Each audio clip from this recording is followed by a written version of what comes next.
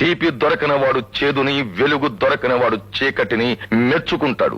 అలాగే నీలాంటి దరిద్రులు డబ్బును చులకన చేసి మాట్లాడతారు. రామ్మోహన్ రావు గారు, ఏం దరిద్రుడు అన్నానని కోపం వచ్చిందా? అదేం తిట్టు కాదబ్బాయ్, డబ్బు లేని వాడిని పిలిచే ఒక మామూలు పిలుపు. రామ్మోహన్ రావు గారు, డబ్బు లేక దరిద్రులైన వాళ్ళని చూసి జాలి పడచ్చు కానీ ఒక సంస్కారం లేని దరిద్రుని క్షమించలేము.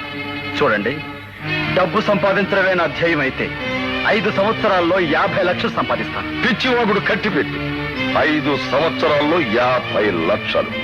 హత్యలు చేస్తావా? దోపిడీ చేస్తావా? బ్యాంకులను లూటీ చేస్తావా? అవి చేతగాని వాడు చేసే పనులు. చట్టబద్ధంగా 50 లక్షలు సంపాదిస్తాను.